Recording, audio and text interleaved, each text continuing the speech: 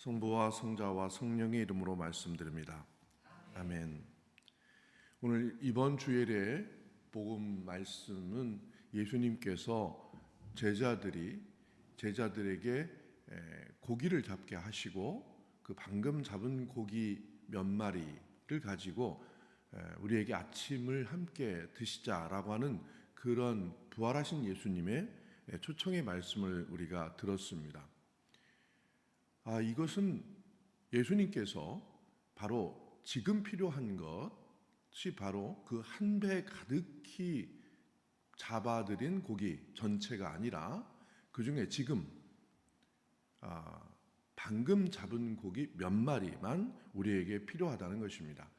그리스도 교회가 이제 오늘 사도행전을 보면 예수님의 십자가 사형 사건이 있고 부활하신 지 이제 50일이 지나서 성령 강림 사건이 있고 난 다음에 그때부터 이제 박해가 시작되었다, 이렇게 말씀하시는 사도행전의 말씀을 우리가 읽었습니다. 그리스도 교회는 이렇게 박해로부터 탄생한 그런 종교입니다.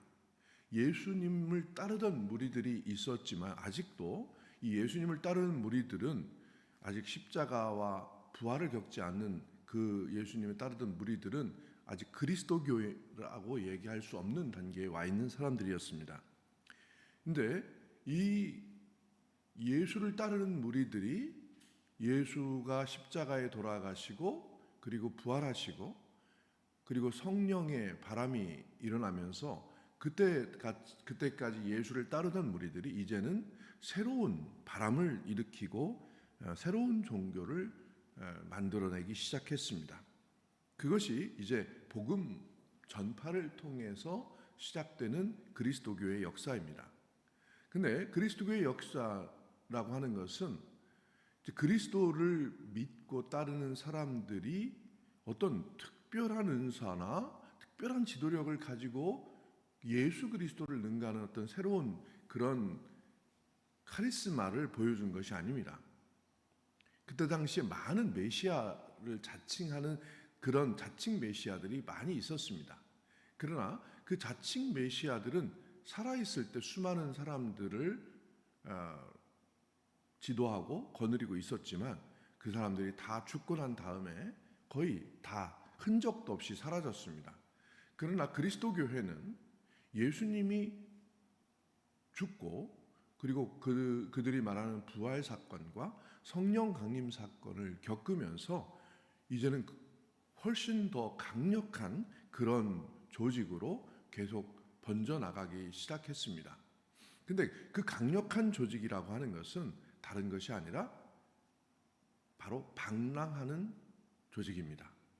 그냥 바람처럼 떠도는 사람 무리들로 이루어졌던 것입니다.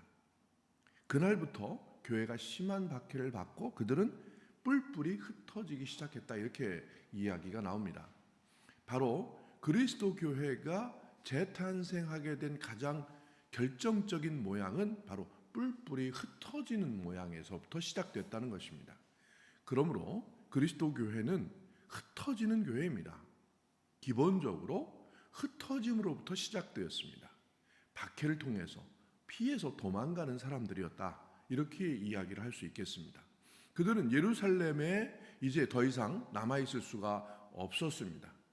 예루살렘에 남아있는 사람들은 박해를 피해서 숨어 있어야만 했고 그것을 피해서 도망간 사람들이 점점 더 넓은 지역으로 예수님께서 말씀하신 땅끝까지 이르러서 복음을 전파하는 그런 역할들을 하게 됐던 것입니다.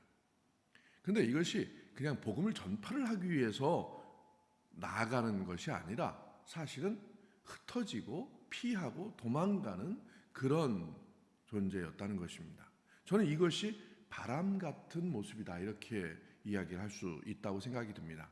성령의 체험을 했다라고 하는 것은 바로 성령과 같은 방식으로 움직였다라고 하는 것인데, 바로 성령과 같은 방식으로 움직였다는 것은 바람 따라 그냥 흘러다녔다는 것입니다. 그리스도 교회는 그냥 이렇게 바람 따라 흘러가는 그 길에 흘러가는 존재로 그리스도 교회가 존재했습니다. 그래서 먼저 사도행전에서 스데바노가 순교하고 죽고 난 다음에 그 뒤에 바람처럼 흩어진 무리들은 바로 빌립보의 사례를 얘기하고 있습니다. 빌립보는 바로 유대인들이 가기 싫어하는 곳 사마리아라는 동네로 바로 먼저 숨어 들어갔죠. 그리고 사마리아에서 거기에서 복음을 전하였습니다. 복음을 전하는 것은 그냥 사마리아에 복음을 전하러 간 것이 아니라 흘러서 흩어져서 바람이 휙 부는 대로 떨어진 곳에 거기에서 시작되는 자연스러운 그 이동 또 자연스러운 존재, 생존 이런 것들이 바로 그리스도 교회가 전파되어가는 방식이었습니다. 그래서 사마리아에서 그가 복음을 전했습니다. 근데 그가 복음을 전했다는 그 복음은 과연 무엇일까? 그것입니다. 사실은 이때 예수님께서 돌아가시고 나서 얼마 되지 않는 그 생생한 가운데 그들이 전했던 복음이라고 하는 것의 요체는 무엇일까? 예수님이 돌아가셨다. 이 이야기가 그렇게 큰 복음은 아니었을 겁니다. 그럼 예수님이 다시 살아나셨다라고 하는 그런 복음일 텐데 예수님이 다시 살아나셨다라고 하는 말을 어디서부터 어떻게 해야 다시 살아났다고 해야 될까? 그것은 죽음서부터 얘기를 해야 살아난 이야기를 할 수가 있었을 것입니다. 근데 그 죽음에 관한 이야기를 한다는 것은 굉장히 쉽지 않은 일입니다. 복음이라고 하는 것이 그렇게 신학적이거나 막 설명적이어서 되는 것은 아니었죠. 그럼 그들이 할 수 있는 것, 예수님이 그래서 바로 이때 바람처럼 흘러다니면서도 꼭 할 수 있는 것, 바로 조반을 먹는 아침을 먹자라고 하는 것처럼 식사를 하는 것이었습니다. 식사를 하면서 자연스럽게 식사하는 도중에 튀어나온 이야기들, 거기에서 예수를 전하는 것이었습니다. 식사를 하면서 나는 왜 이렇게 하는 일마다 안 될까? 뭐 이런 이야기를 한다든가, 식사를 하면서 나는 어디가 아픈데 잘 낫지를 않소. 이런 얘기를 한다든가, 이런 가운데 예수님이 그때 하셨던 이야기들이 자연스럽게 상기되었을 것이고 기억났을 것이고 그리고 예수님의 말씀이 떠올랐을 것입니다. 이게 복음이었습니다. 그러면서 그런 예수님이 돌아가신 줄 알지만 아니다. 지금 살아계시다. 라고 이야기가 되는 것이 복음의 하나의 형식이었습니다. 그 복음의 형식은 다른 말로 하면 내가 그냥 생존처럼 자연스럽게 흘러다니면서 흩어지면서 자리한 곳에서 일어난 그 일상사, 즉 식사하는 자리, 그곳에서 펼쳐지는 이야기에서부터 복음이 시작됐다는 것입니다. 이것이 우리가 매주일마다 모여서 드릴 예배의 형식을 만들어낸 거죠. 그것이 바로 우리 예배 형식의 가장 기본이 되었던 것입니다. 그것이 성만찬 주님의 식사 테이블을 우리는 이러한 우리가 바람 따라 흘러다니면서 떨어져서 생존하는 그 자리에서 그 자리가 지금 여기에 하느님께서 우리에게 나타나신 곳이다. 여기가 바로 하느님 나라의 자리다 라고 하는 것을 믿고 고백하는 것이 우리의 복음이었습니다. 그때 예수님이 내가 바로 생명의 빵이다. 나는 나한테 오는 사람은 결코 배고프지 않고 또 나를 믿는 사람은 결코 목마르지 않을 것이다. 이 말씀을 떠올렸을 것이라고 생각이 됩니다. 가장 먼저 떠올랐을 수 있는 얘기죠. 그리고 이것이 다른 복음서에는 누구든지 나에게 오는 사람은 결코 배고프지도 목마르지도 않을 것이다. 수고하고 무거운 짐진 자들아 다 나에게 오너라 라고 하는 말씀과 연결되었을 것입니다. 이제는 내가 가서 자연스럽게 배고프거나 또 내가 힘든 이야기를 끌어놓는 그 자리, 내 얘기를 털어놓는 자리, 그 자리에서 예수님이 기다린다라고 하는 형식으로 바뀌기 시작했습니다.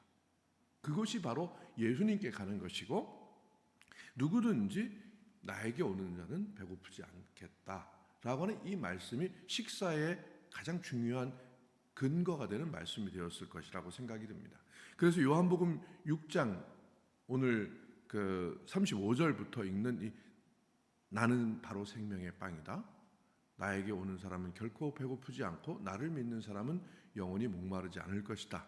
라고 하는 말씀은 복음의 그 자리를 지켜낸 말씀, 복음의 자리를 만들어낸 예수님의 말씀으로 기억된 것이다. 이렇게 이야기할 수 있겠습니다. 복음은 예수님을 회고하는 식사부터 시작이 됩니다. 교회도 바로 거기에서부터 시작이 되었습니다. 사마리아에서 바로 그곳에서 만난 사람들에게 빌립보는 예수의 말씀을 전하면서 예수의 식사를 나누면서 병든 사람들을 고쳐주고 그리고 불행에 처해 있는 사람들을 위로해주고 많은 중풍병자들이 깨끗이 낫는 그런 일들을 예수의 은사로 행했을 것입니다. 이제 그때서부터 이제 사건이 일어나죠. 바로 그리스도 교회의 사건입니다. 이게 이제 사도행전에서 일어나는 일입니다. 우리는 그때 그 이후에 일어난 사건이 일어나야만 된다라고 생각하는 그런 경향이 있는데 사실은 그 은혜의 핵심은 바로 이렇게 내가 정처 없이 흘러다니면서 자리 잡는 곳, 그곳에서 예수님의 식사, 예수님의 식탁을 차리는 것으로부터 시작한다 하는 사실을 우리는 잊지 않아야 할 것입니다. 예수님이 우리에게 복음을 전하는 그런 사명을 주셨습니다.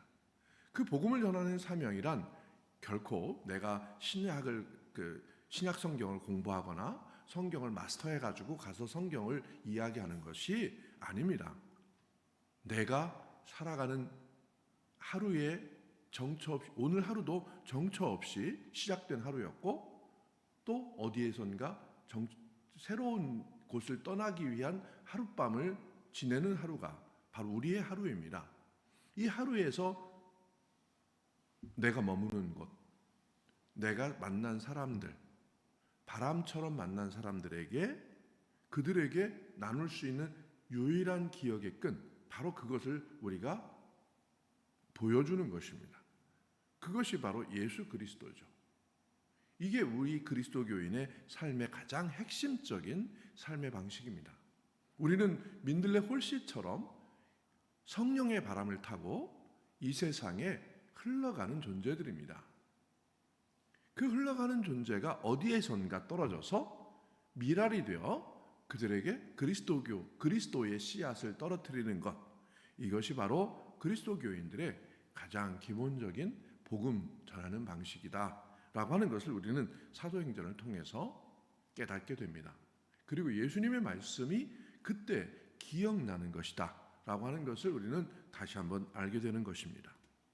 이제 오늘 예수님께서 행해준 방식, 또 그 이후에 제자들이 행한 방식대로 오늘 우리가 이 예배를 드리고 우리에게 떠오르는 그 예수님의 기억을 내 주변에 또 온 세상에 흩뿌려서 뿔뿔이 흩어지게 만드는 그런 그리스도교의 복음 전달자가 될 수 있기를 바랍니다. 성부와 성자와 성령의 이름으로 말씀드렸습니다.